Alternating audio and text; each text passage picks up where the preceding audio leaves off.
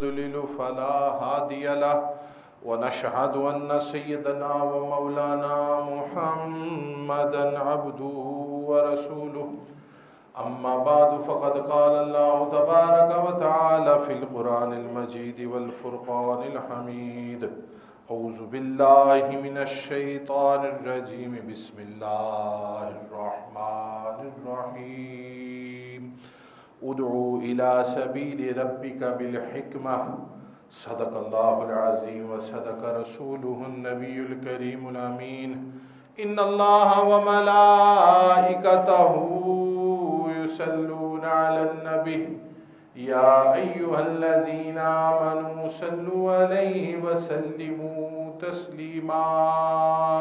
تمام پیارے احباب ذوق و شوق کے ساتھ درود و سلام پڑھ لیجئے۔ صلاۃ و سلام علیک یا سیدی یا رسول اللہ وعلی آلک و صحابک یا سیدی یا حبیب اللہ۔ الصلاۃ والسلام علیک یا سیدی یا نبی اللہ وعلی آلک و صحابک یا سیدی یا نور اللہ۔ الصلاۃ والسلام علیک یا سیدی یا رحمۃ للعالمین وعلی آلک و صحابک یا سیدی یا خاتم النبیین۔ السلام علیکم ورحمۃ اللہ وبرکاتہ۔ حمد و ثنا اور درود و سلام کے بعد انتہائی واجب الاحترام پیارے بزرگوں، دوستوں، بھائیوں اور نگینہ ٹی وی سے سماعت فرمانے والے تمام مرد و خواتین، آپ نے اللہ تعالیٰ کا ایک حکم ارشاد فرمایا ہے۔ اللہ رب العزت نے ارشاد فرمایا ادعو الی سبیل ربک بالحکمہ، کہ اپنے رب کی طرف حکمت کی، اپنے رب کی طرف دین کی دعوت حکمت کے ساتھ دو۔ اور یہ سارے ہی معاملات میں اللہ تعالیٰ نے ہمیں بہترین طریقہ عطا فرما دیا ہے کہ جب بھی حکمت، دانائی، خوش اسلوبی سے کوئی ہم معاملہ کریں گے تو اللہ تعالیٰ اس میں ہمیں کامیابی عطا فرمائے، اور جس میں ہم زور زبردستی فیصلہ مسلط کرنے والے معاملات اور اپنی مرضی کریں گے اس میں پھر مشکلات ہی مشکلات آئیں گی۔ اگر ہم چاہتے ہیں ہم کامیاب ہوں تو پھر ہمیں اپنا انداز بیان اس کو حکمت والا بنانا ہوگا۔ جو ہم دوسروں کو ڈیلیور کر رہے ہیں وہ اس انداز میں ہو کہ سننے والا سنے، پھر سوچے کہ یار اتنے بات کی ہے اتنے اچھے انداز میں، کوئی نہ کوئی تو اس کی بہتری کی بات ہوگی۔ اور اگر ہم الفاظ غلط سن کر، انداز غلط اختیار کر کے صحیح بات بھی سمجھائیں گے تو وہ سمجھ نہیں آئے گی۔ وہ کہیں گے یار اس کے تو بات کرنے کا طریقہ ہی نہیں ہے، اس کے الفاظ کی ادائیگی ٹھیک نہیں ہے۔ کسی کو ہم کہیں غصے کے انداز میں اور ہمارا لہجہ قابو میں نہ ہو تو وہ بات کو سننے کو تیار نہیں ہوتا۔ لیکن کسی کو کہیں پیارے بھائی آپ 2 منٹ دیں، محبت سے بات کو سماعت کریں، آپ کو سمجھ آئے گی تو مان لیجئے گا، نہیں آئے گی تو آپ کی مرضی ہے، تو وہ بندہ ضرور اس کی بات کو سن لیتا ہے۔ اس کو اگر ہم تھوڑا دنیاوی معاملات میں لے کر آئے نا، تو اگر کوئی ڈاکٹر پیشنٹ کو یہ کہے کہ تو اس مرض سے مر جائے گا، تسلی نہ دے، دوائی کھا لے شاید بچ جائے، کوئی فائدہ ہو جائے، مریض کبھی بھی متاثر نہیں ہوگا۔ وہ کہے گا یار یہ تو پہلے ہی مرنے کی بات مجھے سنا رہا ہے۔ اور اگر ڈاکٹر اس کو کہے کہ پریشان نہیں ہونا، اللہ پر یقین رکھو، انشاءاللہ شفا اس نے دینی ہے۔ پریشانی ضرور ہے، اس کا حل موجود ہے، یہ دوائی کھاؤ اللہ شفا دے دے گا۔ وہی بندہ جو ایک ڈاکٹر کی بات سن کر پریشان ہو رہا ہے، دوسرے کی سن کر وہ مطمئن ہو جاتا ہے۔ یہ ہم دنیاوی معاملات میں اس کو کبھی بھی نہیں نظر انداز کرتے۔ ڈاکٹر کبھی بھی، کوئی ایک ڈاکٹر ہوگا کسی بات پر جھڑک دے گا، وہ بھی تب جب وہ دیکھتا ہے کہ پیشنٹ بالکل احتیاط نہیں کرتا، تو پھر اس کو ذرا کہتا ہے سختی سے کہ آپ نے اپنی زندگی کو بچانا ہے تو کرے، نہیں تو پھر میرے پاس نہ آئے۔ یہ تب ہوتا ہے جب بالکل نہ ہو، لیکن اگر وہ فرسٹ ٹائم پہ ہی ہمیں اسی طرح خراب کر دے تو پھر تو ہمارا جائیں گے ہی نہیں۔ اچھا، اسی طرح آپ دکاندار ہیں، آپ کسی دکان پہ جاتے ہیں، 10 سوٹ نکلواتے ہیں، 20 سوٹ نکلواتے ہیں، بعض اوقات کوئی بھی پسند نہیں آتا، اگلی دکان پہ چلے جائیں، دکاندار آپ کو گالی نہیں دے گا، برا بلا نہیں کہے گا، اور جو اس طرح کہے کہ مجھے یہ کروا دیا لے نہیں رہے، تو اگلی مرتبہ گاہک اس کی دکان پر ہی نہیں جائے گا۔ اس نے وہ چیز بیچنی ہے، اس نے تسلی سے بیچنی ہے، اس نے اس کو 10-20 سوٹ دکھا کے بیچنی ہے، وہ غصہ نہیں کرتا، سٹور والا بھی غصہ نہیں کرتا۔ اگر کوئی گاہک کہتا ہے جناب یہ مجھے پسند نہیں ہے، یہ تبدیل کر دیں، وہ تبدیل کر دیتا ہے۔ لیکن جب ہم دین کی بات کی طرف آتے ہیں، اس وقت بھی ہمیں حکمت کو سامنے رکھنا ہے، کیونکہ یہ تو اللہ کا حکم ہے۔ اگر ہم کسی کو کان سے پکڑ کے چل نماز پڑھیں تو وہ اگلی مرتبہ ہمیں دیکھ کر دور سے ہی غائب ہو جائے گا کہ یار یہ تو بڑا سخت آدمی ہے، کان کھینچتا ہے، اپنے ماں باپ کو بتائے گا لڑائی ہوگی۔ لیکن اگر کوئی گزر کہہ رہا پیارے بھائی، پیارے بیٹے آ جاؤ نماز کا وقت ہو گیا، بس اتنے سے ہی 1 2 3 مرتبہ وہ ٹھیک ہو جائے۔ یہ حکمت سکھائیے۔ اب یہ حکمت اچھائی کے لیے بھی ہے، یہ حکمت برے کاموں سے روکنے کے لیے بھی ہے۔ اگر ہم کسی کو کوئی غلط کام کرتے دیکھتے ہیں تو ہم اس کے اوپر فتویٰ صادر نہ کریں، اس کو ذلیل نہ کریں، بلکہ اسے محبت سے سمجھائیں کہ پیارے بھائی آپ کام جو کر رہے ہیں یہ ٹھیک نہیں ہے، اس کو بہتر کر لیں۔ وہ سوچنے پر مجبور ہوگا، اور اگر سختی کریں گے وہ کہے گا جاؤ جو مرضی کرو، تم میری مرضی ہے میں جو مرضی کروں۔ یہ ساری حکمت اللہ نے ہمیں خود بتائی ہے کہ اپنے آپ کو حکمت کے ساتھ لے کر چلو۔ ہم ہمیشہ اپنی زندگیوں میں یہ دیکھتے آئے ہیں کہ جیسے ہی کوئی ہم سے نیچے والا آتا ہے کسی بھی فیلڈ میں، اس کو ہم دبا لیتے ہیں، اور جب اوپر والا آتا ہے تو ہم خاموش ہو جاتے ہیں۔ یہ حکمت نہیں ہے۔ حکمت یہ ہے کہ سامنے جو آپ کے موجود ہے وہ رتبے میں بڑا بھی ہے، وہ چھوٹا بھی ہے، آپ اللہ اور اس کے حبیب صلی اللہ علیہ وسلم کی اطاعت کی تبلیغ اس انداز میں کریں کہ بڑا بھی سن لے چھوٹا بھی سن لے، اگر وہ عمل کر گیا تو آپ کے اعمال بھی بہتر ہو جائیں گے۔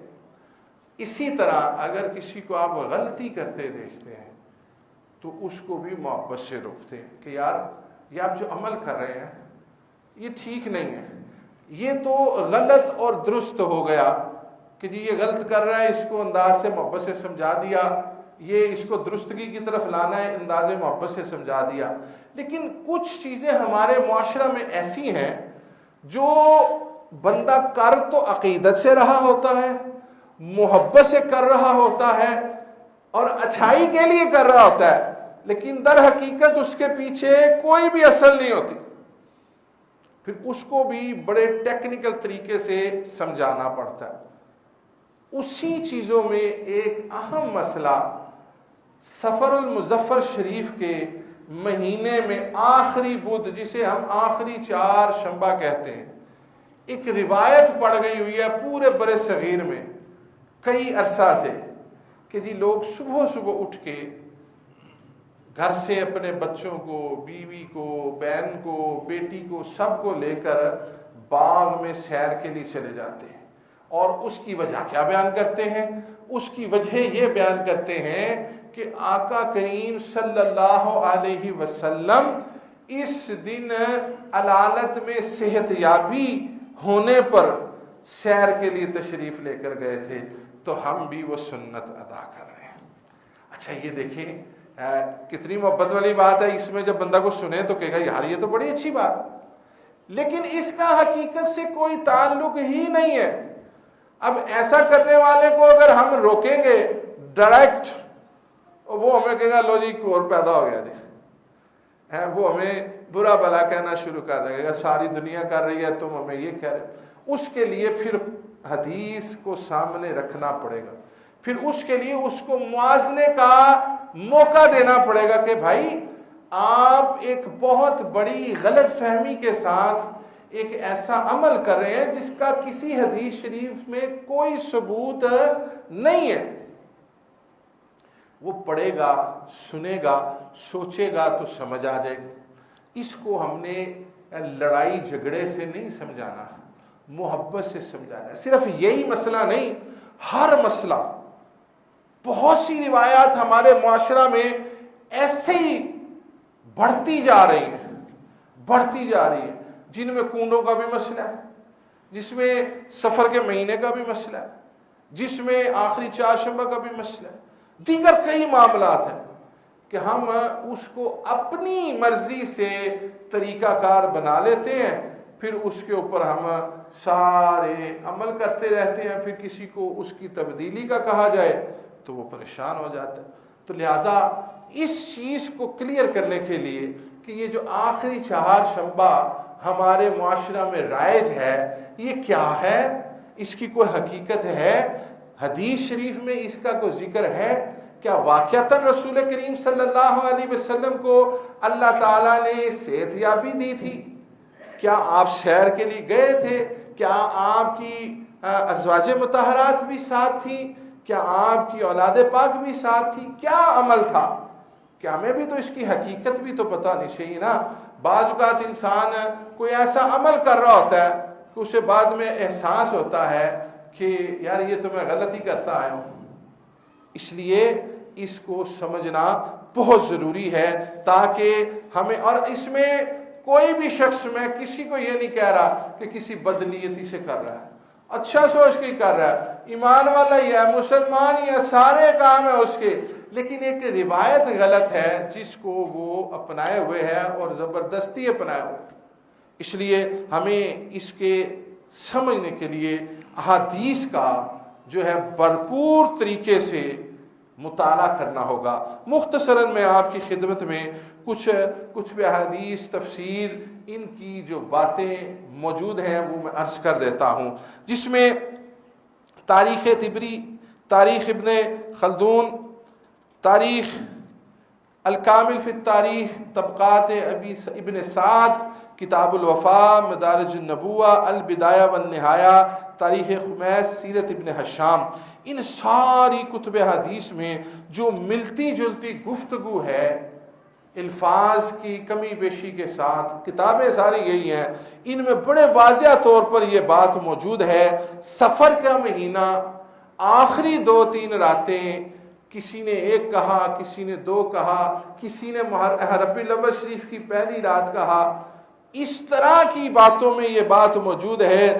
کہ رسول کریم صلی اللہ علیہ وسلم کا وہ مرض جس میں آپ نے ظاہری دنیا سے پردہ کیا، وہ عارضہ ان ایام میں شروع ہوا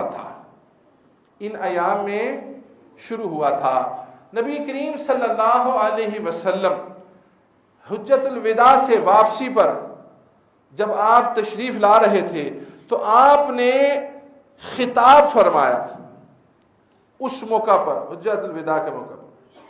کیا خطاب تھا؟ اس میں آپ نے یہ بات بھی ارشاد فرمائی کہ اس موقع پر احکام دین کی تکمیل ہو گئی ہے۔ اللہ تعالیٰ نے بھی حکم فرما دیا کہ آج تمہارے لیے تمہارا دین مکمل کر دیا گیا ہے، دین اسلام کو پسند کر لیا گیا ہے۔ پھر رسول کریم صلی اللہ علیہ وسلم نے اسی موقع پر اپنے دنیا سے جانے کے معاملے کا بھی اشارتاً اعلان فرما دیا۔ آپ نے فرمایا شاید اگلے سال میں اس موقع پر موجود نہ ہوں۔ آپ کو تو علم تھا کیونکہ سیدنا صدیق اکبر رضی اللہ تعالیٰ عنہ دیگر اصحاب سارے بیٹھے ہوئے تھے. نبی پاک صلی اللہ علیہ وسلم نے فرمایا اللہ نے ایک بندے کو اختیار عطا کیا ہے, چاہے تو وہ دنیا میں رہ لے, چاہے تو وہ اللہ کی بارگاہ میں پیش ہو جائے. اس نے اللہ کی بارگاہ میں جانے کو پسند فرما لیا ہے. صحابہ نے بات سن لی, صدیق اکبر رضی اللہ تعالیٰ عنہ رونا شروع ہو گئے. صحابہ نے پوچھا بھئی آپ کو کیا ہوا ہے؟ رسول کریم صلی اللہ علیہ وسلم نے بات سنائی ہے. فرمایا تم نہیں جانتے وہ شخصیت خود رسول اللہ صلی اللہ علیہ وسلم آپ نے, اور یہ احادیث میں موجود ہے, سنیں دلائل النبوہ, مشکات, مرقات, مجمع زوائد. رسول کریم صلی اللہ علیہ وسلم آپ کی بارگاہ میں جبرائیل امین علیہ السلام حاضر ہوتے ہیں, اور بیان کرنے والوں میں حضرت جعفر بن محمد رحمۃ اللہ تعالی, انہوں نے اپنے والد سے انہوں نے یہ بات ارشاد فرمائی کہ قریش کا ایک آدمی حضرت علی بن حسین یعنی کہ حضرت علی المرتضیٰ رضی اللہ کے پاس آیا تو اس نے کہا میں تمہیں رسول کریم صلی اللہ علیہ وسلم کی حدیث نہ سناؤں آپ کو؟ فرمایا سناؤ. کہا رسول کریم صلی اللہ علیہ وسلم جب بیمار ہوئے تو حضرت جبرائیل امین علیہ السلام حاضر ہوئے, اور آ کر رسول کریم صلی اللہ علیہ وسلم کی عزت و احترام کے بعد عرض کیا یا رسول اللہ صلی اللہ علیہ وسلم آپ اپنے آپ کو کیسا پاتے ہیں؟ فرمایا میں اپنے آپ کو غمگین اور تکلیف میں پاتا ہوں. یہ امت کے لیے بتایا کہ جب وقت نزاع آئے گا تو غم بھی ہوگا اور تکلیف بھی ہوگی, وگرنہ اگلی بات سن کے ہمیں پتہ چل جائے گا کہ اختیار مصطفیٰ صلی اللہ علیہ وسلم کیا ہے. فرماتے ہیں 3 دن یہی بات روزانہ ہوتی رہی. جبرائیل امین علیہ السلام آتے, حال پوچھتے, آپ جواب عطا فرماتے. تیسرے دن آپ کے ساتھ ایک اور فرشتہ تھا جبرائیل امین علیہ السلام کے, جن کا نام ہے حضرت اسرائیل علیہ السلام, ملک الموت, اور ان کے بارے میں فرمایا یہ وہ ہیں جو 1,00,000 ایسے فرشتوں کے سردار ہیں کہ ہر فرشتہ آگے 1,00,000 فرشتوں کا سردار, یعنی وہ 1,00,000 ہر 1,00,000 آگے سے 1,00,000 فرشتوں کا سردار ہے. یعنی 1,00,000 کے آگے 1,00,000 اور 1,00,000 کو پھر 1,00,000 سے آپ ملٹی پلائی کریں گے تو پتہ چلے گا کہ وہ کتنے فرشتوں کے سردار. یہ بھی آئے آپ کے پاس حاضر ہوئے. جبرائیل امین عرض کرتے ہیں یا رسول اللہ صلی اللہ علیہ وسلم ھذا ملک الموت یستأذن علیک مستأذن علی آدم قبل ولا یستأذن علی آدم بعدک, کہ یہ ملک الموت ہے آپ سے اجازت طلب کرنے آیا ہے, اس سے پہلے نہ کسی سے اجازت طلب کی نہ آئندہ کسی سے طلب کرے گا. ملک الموت روح قبض کرنے آیا ہے اور اجازت طلب کر رہا ہے. آپ نے فرمایا اسے اجازت دو, اور ساتھ فرمایا کہ تجھے اللہ تعالیٰ نے کیا بات ارشاد فرمائی, یعنی کیا کہہ کر بھیجا؟ کہا مجھے اس بات کا حکم ہے کہ اگر آپ چاہیں گے تو میں آپ کی روح قبض کروں گا, اگر آپ نہیں چاہیں گے تو میں آپ کی روح قبض نہیں کروں گا. نبی کریم صلی اللہ علیہ وسلم نے فرمایا پھر تمہیں اجازت ہے, تم جو کام کرنے آئے ہو وہ کر سکتے ہو. اور حضرت جبرائیل امین علیہ السلام کی طرف دیکھا تو انہوں نے بھی عرض کیا یا رسول اللہ صلی اللہ علیہ وسلم اللہ تعالیٰ آپ کے دیدار کا مشتاق ہے. یہ رسول کریم صلی اللہ علیہ وسلم کو اختیار تھا. ہم موسیٰ علیہ السلام کے بارے میں روایت سنتے ہیں کہ آپ نے ملک الموت کو تماچا دے مارا. وہ اجازت نہیں لینے آیا تھا, جان نکالنے آیا تھا, اور آپ نے اس کو کہا تو کون ہوتا ہے میرے سے میری جان نکالنے والا؟ فرشتہ واپس چلا گیا, پھر آیا, کہا جتنی چاہتے ہیں کہ آپ زندہ رہنا چاہتے ہیں, کسی بکری کے جسم پر ہاتھ پھیر دیں, جتنے بال آئیں گے اتنے سال زندہ رہ لیں. فرمایا اس کے بعد کیا ہوگا؟ کہا اس کے بعد بھی جانا ہے.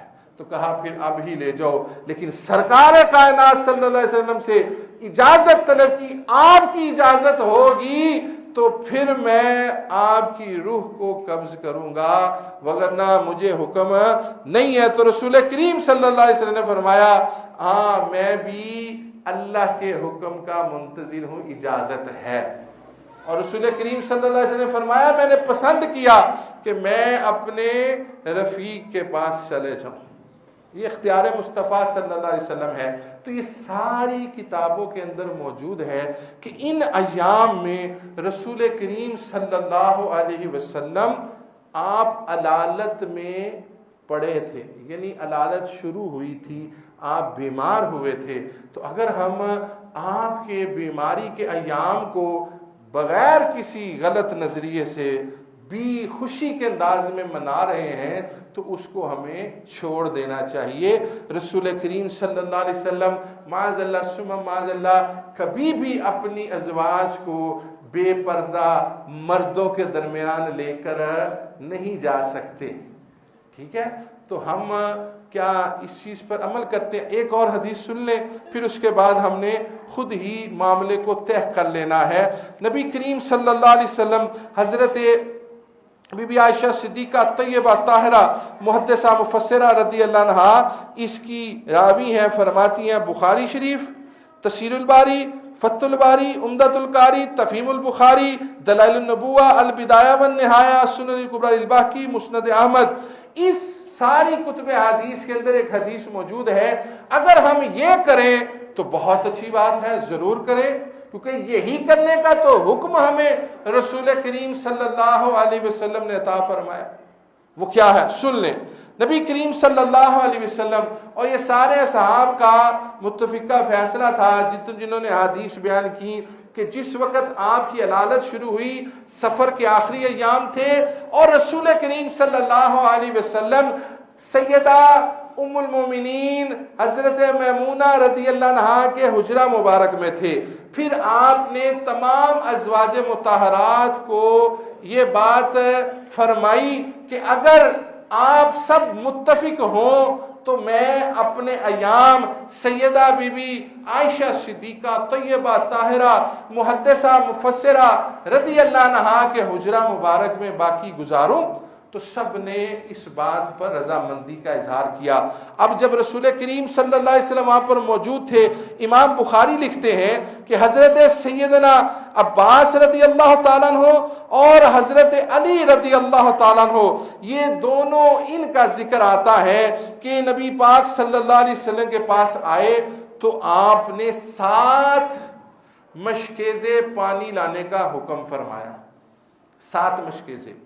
پھر آپ نے ٹب کے اندر اپنے سر انور پر وہ سارا پانی ڈلوایا۔ اس کے بعد آپ نے اپنی طبیعت میں کچھ بہتری محسوس کی، مسجد میں تشریف لائے، نماز پڑھی، خطاب فرمایا، اور وصال سے 5 روز پہلے عشاء کی نماز سے پہلے کا یہ وقت تھا۔ یہ بخاری شریف کی حدیث میں سر مبارک کو دھو کر نماز عشاء سے پہلے مسجد میں آ کر ایمان والوں سے خطاب فرمانا موجود ہے۔ تو اگر ہم فجر کی نماز ہی نہیں پڑھتے تو پھر بھاگ میں جا کے کسی بات کو سنت سمجھ کر جو سنت بھی نہیں ہے اس کو ادا کرنا، یہ ہمارے لیے ٹھیک چیز نہیں ہے۔ اگر ہم سمجھتے ہیں کہ رسول کریم صلی اللہ علیہ وسلم نے غسل صحت فرمایا تھا تو پھر آپ نے وہ جو غسل جس کو سر پر پانی ڈالنا ہم حدیث شریف سے پوچھ رہے ہیں ہمیں پتہ لگ رہا ہے، اس کے مطابق پھر ہمیں نماز عشاء سے قبل تیار ہو کر رسول اللہ صلی اللہ علیہ وسلم کی اتباع کرتے ہوئے مسجد میں آنا چاہیے۔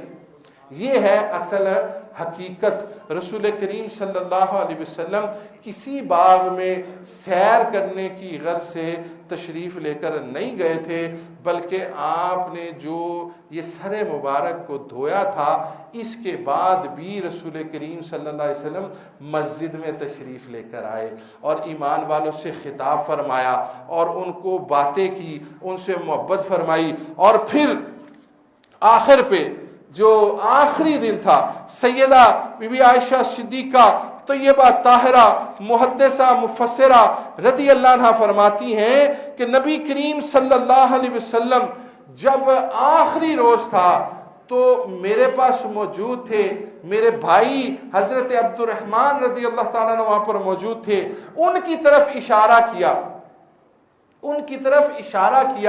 تو میں سمجھ گئی، میں نے عرض کیا یا رسول اللہ صلی اللہ علیہ وسلم آپ مسواک پسند کر رہے ہیں؟ فرمایا ہاں میں چاہتا ہوں مسواک کرنا۔ فرماتی ہیں آپ نے مسواک کو جب منہ میں ڈالا تو وہ سخت تھی۔ جو لوگ مسواک روٹین سے کرتے ہیں ان کو پتہ ہے کہ جیسے ہی مسواک کرنی ہوتی ہے نا عمومی طور پر تو اس کو پانی میں تھوڑا کر کے نرم، پھر اس کو نرم کر کے کیا جاتا ہے، ویسے خشک دندے جو ہیں وہ سخت نظر آتے ہیں، تو آپ کو وہ سخت محسوس ہوئی۔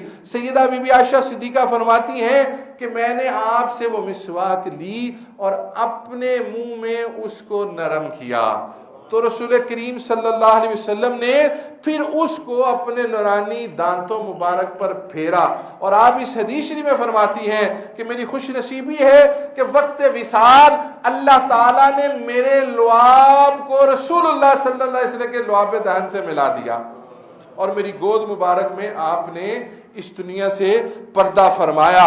نبی کریم صلی اللہ علیہ وسلم جس وقت آپ نے اس دنیا سے پردہ فرمایا نا تو اس وقت آپ حضرت بی بی عائشہ صدیقہ طیبہ طاہرہ کے پاس موجود تھے، اور پیر کا دن تھا، اور بخاری شریف میں امام بخاری جلد نمبر 2 صفحہ نمبر 850 حدیث نمبر 5357 اس میں حدیث نمبر 680 میں یہ بات ارشاد فرماتے ہیں امام بخاری کہ رسول کریم صلی اللہ علیہ وسلم اپنے حجرہ مبارک میں تھے، اور حجرہ مبارک جب امام نماز پڑھا رہا ہے نا تو پھر بائیں طرف آتا ہے، جب امام نماز پڑھا سامنے لیفٹ سائیڈ پہ، جو مدینہ شریف گئے ہیں ان کو پتہ ہے کہ جب ہم قبلہ کی طرف منہ کر کے کھڑے ہوں تو اگر ہم دائیں طرف کھڑے ہیں تو آپ کا حجرہ مبارک بائیں طرف آ رہا ہے۔ اس کا مطلب اس دور میں جب وہ نماز پڑھا رہے تھے تو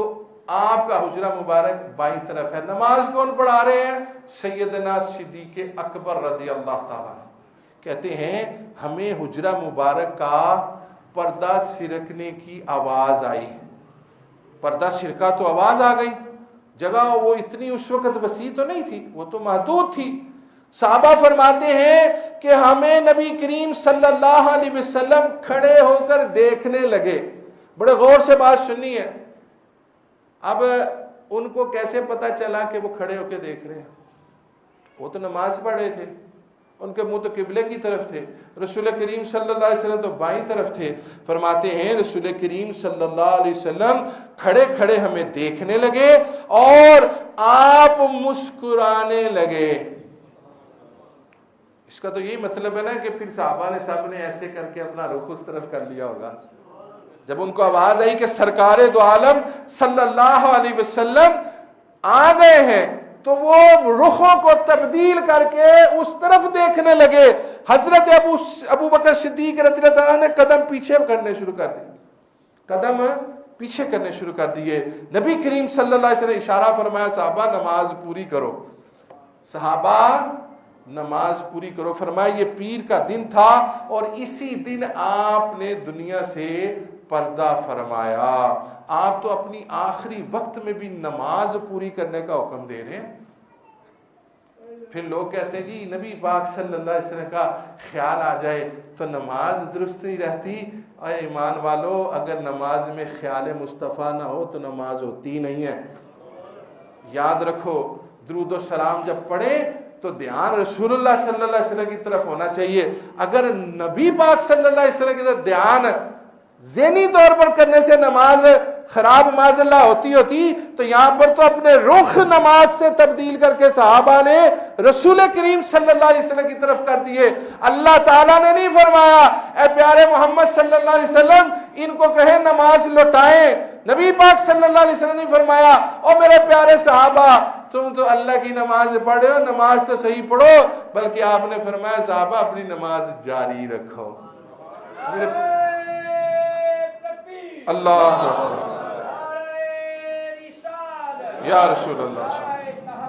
حق شان و فیض نگینا فیضان نگینا جاری رہے۔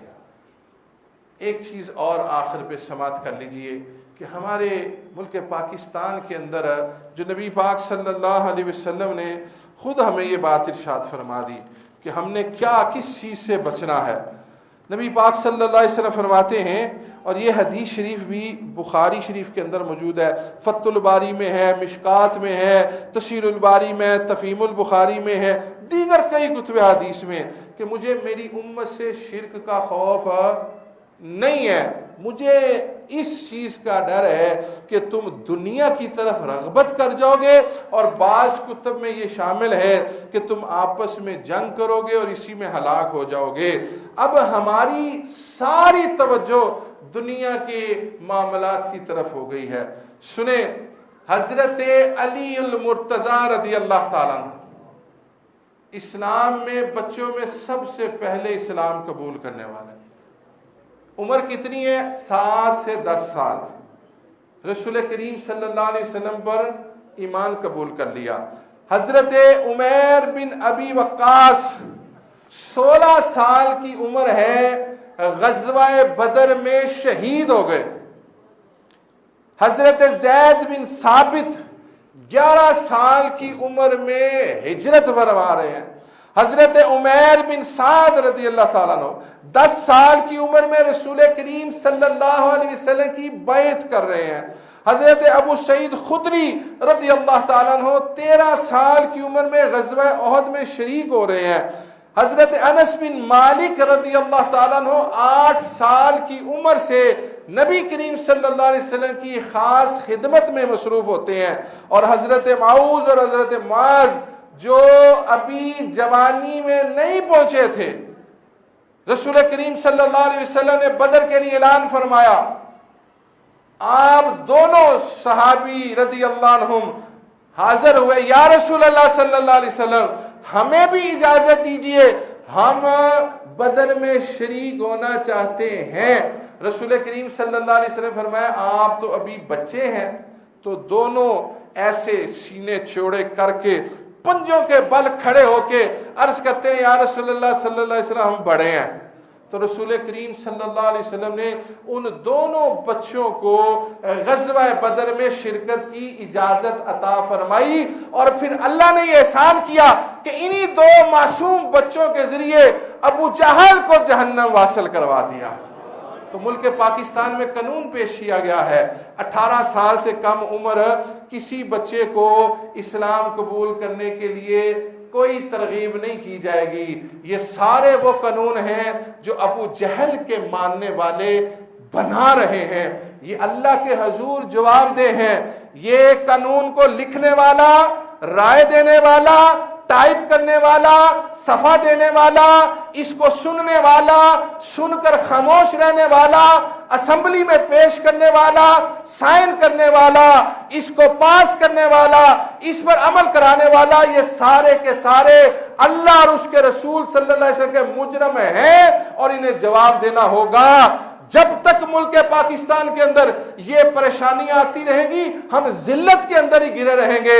ان حکمرانوں کو ہوش کرنی چاہیے کہ ہم وہ قانون جس کے لیے ملک پاکستان بنایا گیا، 60 لاکھ کے قریب قربانیاں دی گئیں کہ اللہ اور اس کے رسول صلی اللہ علیہ وسلم کی علل اعلان اتباع کی جائے گی، اسی دین میں داخل ہونے کے لیے پابندیاں لگائی جا رہی ہیں، اور لکھا ہے کہ اگر کوئی اس پر عمل نہیں کرے گا، کسی کو اسلام قبول کروائے گا تو 5 سے 10 سال قید دی جائے گی۔